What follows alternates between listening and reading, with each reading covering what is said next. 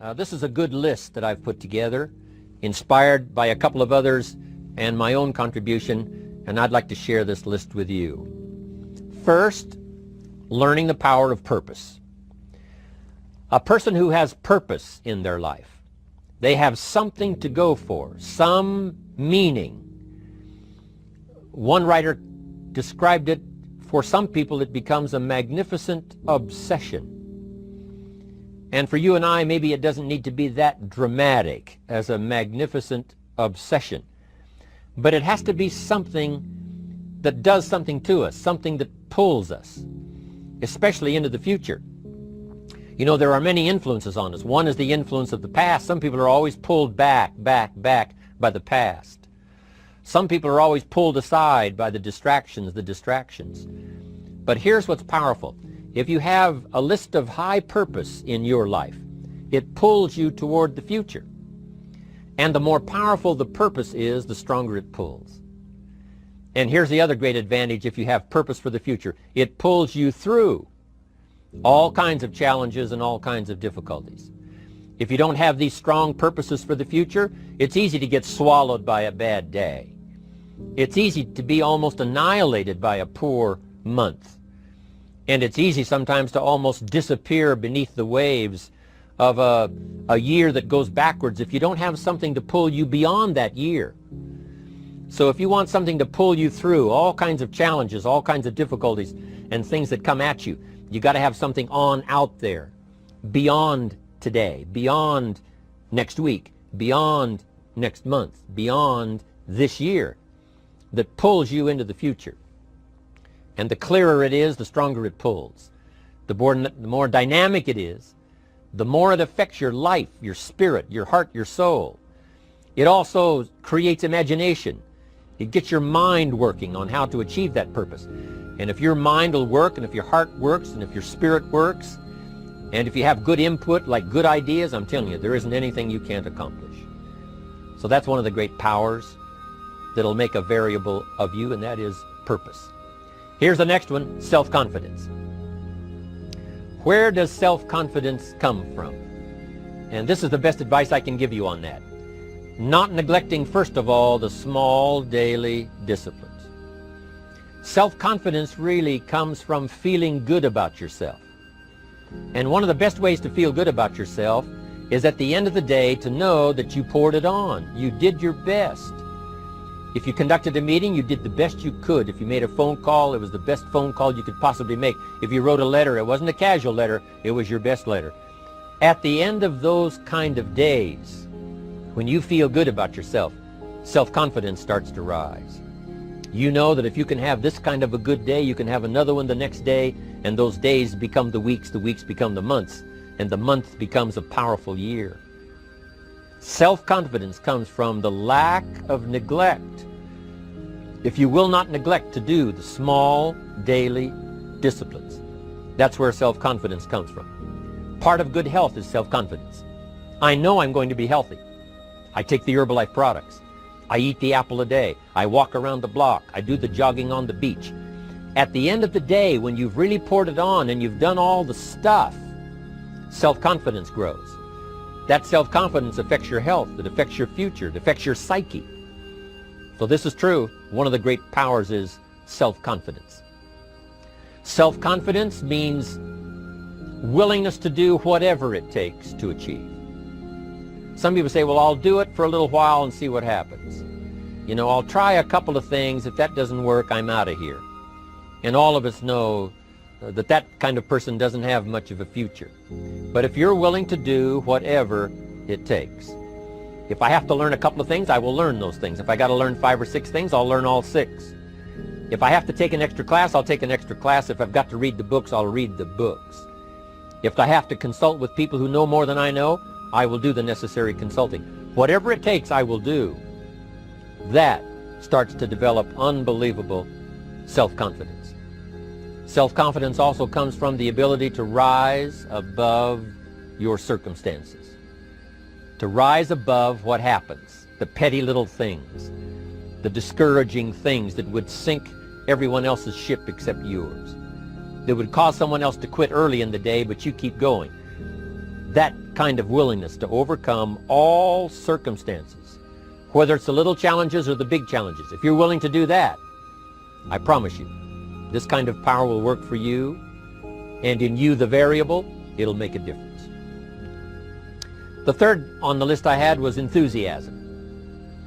And here's what I wrote about enthusiasm. Enthusiasm that's powerful is mostly enthusiasm that is enthusiasm inside, 90%, 10% outside.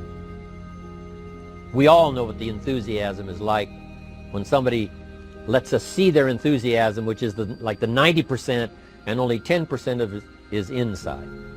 But the enthusiasm that really affects people is not just being loud, but the enthusiasm that runs deep, the enthusiasm that comes from deep inside, created by self-confidence, created by purpose, created by genuine willingness to help other people. That kind of enthusiasm, knowing that you're going to get the job done, knowing you're going to affect people, knowing you're going to have testimonials flowing in from all kinds of directions. That kind of enthusiasm. A lot of it is quiet. A lot of it is unheard. And the 10% that's heard, it rings a bell. People call it genuine enthusiasm because they know that what you say in the outward display of your enthusiasm is only a small tip of the iceberg of the enthusiasm you feel inside that really motivates you to do the best job you can. Next on my list to help you become the powerful variable is expertise. Wanting to excel in all of the skills and settling for nothing less than an outstanding performance. If you're willing to be the best in your field, if you're willing to demand of yourself excellence in skills, to be the best that you can possibly be.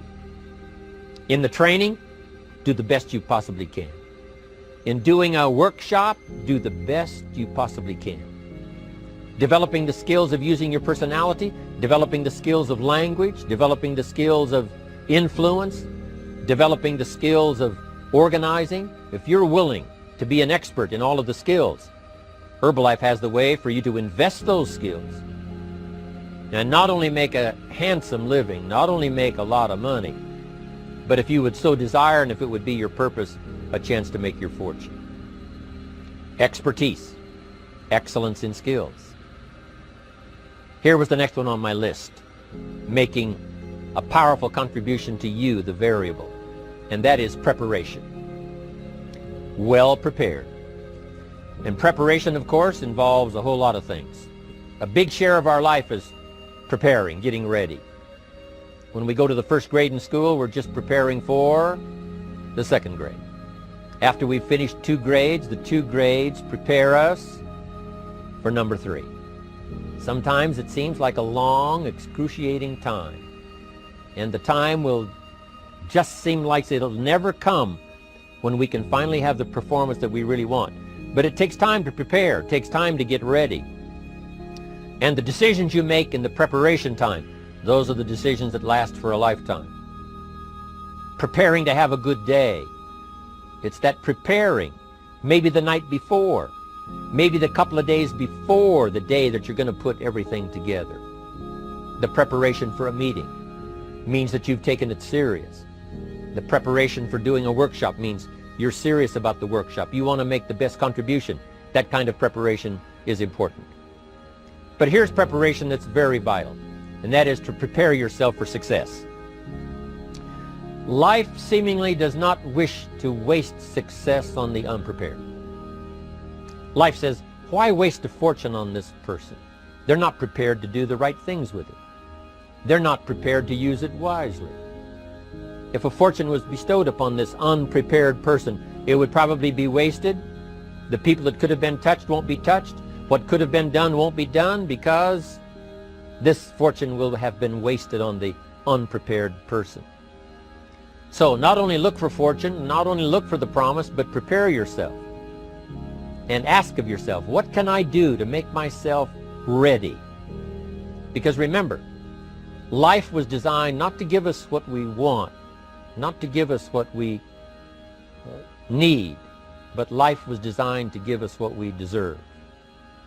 Every value in life must be paid for, and those that pay are the ones that get it. It says those that give receive.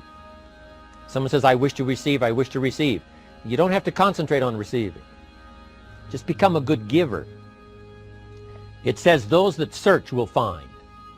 Someone says, well, I need to find some good ideas to help change my life for the future. Then to find good ideas, that doesn't come because you need them. It comes because you search for them. If you want good ideas, you got to go after them. You got to go to the class, you got to go to the workshop, you got to go to the training, go to the book, right? You got to go to the journal, right? Go where good ideas are being taught. Go searching, go looking, because good ideas are not going to be wasted on those that are not seeking, searching, well prepared. So, prepare yourself to be ready for fortune when it comes, to be ready for challenge when it comes, to be ready for opportunity when it comes. Opportunity comes along and passes by the person that is not well prepared.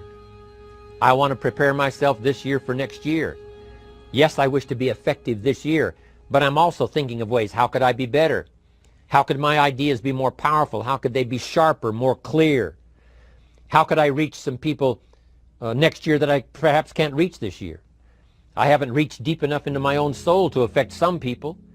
Some people just pass by and say, hey, what a good speech. But how could I make it stronger than that, deeper than that, more powerful than that? I cannot be as powerful as I could be next year. You know, you can't go to the 10th grade in the 5th grade.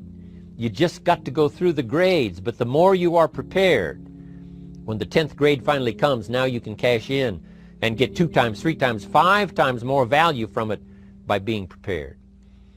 I want to do my best this year for Herbalife, but I also want to get ready for next year, 1999. And then when the year 2000 comes, at the turn of the century, I want to be well equipped by language, by instinct, by temperament, by personality, by influence, to really be valuable the year 2000, 2001, 2, 3, 4, 5.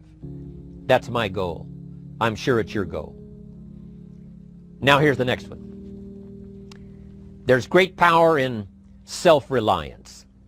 Self-reliance means you simply look mostly to yourself.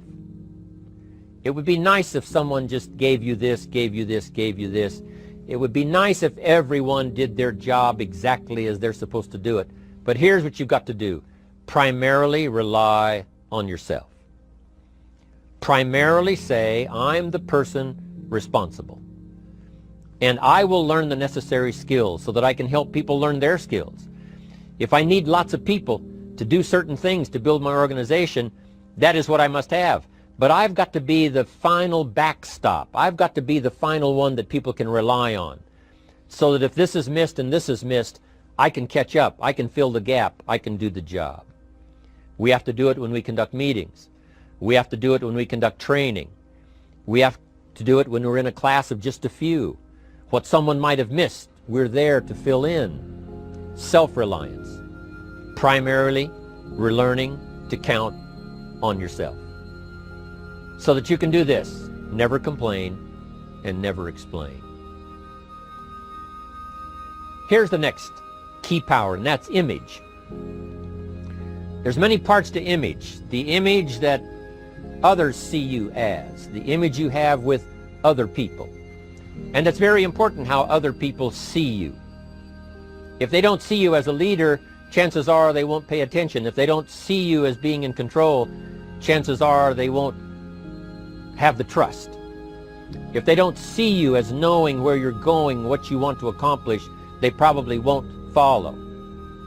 But if people can see you, if you have the image of someone that's in charge, in control of your life, your future, your destiny, in control of the situation, if they see that, that kind of image is powerful. It helps to win the day. It attracts other people. People want to be around people that are in control, that are powerful, but they know how to use their power, influential, but they know how to use their influence. That kind of image is important. But here's a very important image, and that is your image of your self. The way you dress, the way you talk, the way you think, your capacity for learning, all of that is an important image that you have of yourself. The image that you have that if it needs to be learned, you could learn it. If there's a book that needs to be mastered, you could master it. If there's a skill that needs to be learned, why couldn't you get busy now and learn that skill? That kind of self-image, that I am continually trying my best to be the best I can. Because one of the most important places you have to look is into the future, yes. You got to look into the past, yes. You've got to look around, yes. But one of the most important places you have to look is in the mirror. You know, how I appear to other people, that's important. But how I appear to myself is the ultimate importance. That kind of image, to where you'll develop the self-confidence, you'll develop the self-reliance. Now here's another one in my rather short list. The next word is character. Becoming a person of high values, a person of principles, a person of honesty, a person that earns respect. That kind of character. It took character when Mark started to put the marketing system together. How can we have a system that will build in the integrity, that people will know that if this happens, then this will happen. And if this goes wrong, here's the way to fix it. Unless you have the principles and the character and the integrity to put together a viable plan for a wide variety of people, then the system is not going to last very long. And I've been around long enough, and I'm sure you have been around long enough to see a lot of systems that got started, but they failed. And the reason is because they were not constructed with integrity. They were not constructed with character. They were not constructed with doing the right thing. They might have been constructed to take advantage. You know, cash it out as quickly as possible and leave. Mark was involved when others took advantage of him all those years ago before Herbalife. When someone took advantage and didn't have the character, didn't have the principles, and didn't have the character to stay, the character to see it through, the character to do the right thing. So this is important, to develop the character within yourself, that people see you as honest, as fair, willing to do the right thing, willing to be helpful, but always willing to walk the center line, not to pass the line. When we come to an opportunity like Herbalife, especially multi-level network marketing, it is so dynamic, it is so powerful, and it is so possible in fortune making that sometimes people want to speed up the process by cutting the corners, by neglecting to do the right things, you know, to cheat a little here, you know, cross the line just a little bit, because then, you know, it'll grow faster and you can cash in quicker. Not necessary here. Doing Herbalife right will build your fortune longer and stronger than trying to cut the corners and not doing it right. If we'll have the integrity that Mark had when he started it, and keep perpetuating that we will do the right thing by the marketing system, the right thing by a distributor who has a customer and they take care of that customer belongs to that distributor. That kind of integrity in the marketing system, the kind of integrity we have among each other, the kind of character we have to rely on each other, because here's what we cannot do. We cannot do this by ourselves. Mark's got to count on me. I've got to count on Mark. We've got to count on the president's team. The president's team has to count on the chairman's club for advice and counsel. We have to count on the millionaire team, the tabulator team, the world team. We've got to count on the distributor. We've got to count on the distributor giving the right message to the potential customer. We've got to count on the distributor giving wise counsel to the new recruit, teaching them the right way, the Herbalife way, the principled way, the character way. Vitally important. Building and developing your own character. Now here's another one. It's called self-discipline. Self-discipline, all of us have a challenge with that. Because sometimes it's easy, and especially if you're working hard, doing the best you can, it's easy sometimes to let up and let it go. But remember, so many people, especially now that we're as big as we are around the world, are counting on what we do. At home office, they have to be careful. They have to be disciplined. It's easy for the person who ships the product from Herbalife says, oh, well, I'll wait until tomorrow to ship it. And then they go home and sleep like a baby. But the distributor who's waiting for that product doesn't sleep that night, or doesn't sleep when the product doesn't show on time. But if everybody will have the discipline to say, I will do the best job I can. I will make mistakes, of course, because we're all human, but I'll try to remedy those mistakes and do the best job I can. That kind of self-discipline that understands how important your part is in all of the functions that work. Coming to work on the set here, HBN, there's so many people that play a part. And each one of the parts that are played is necessary to put on the broadcast, make it viable, make it real, make it powerful.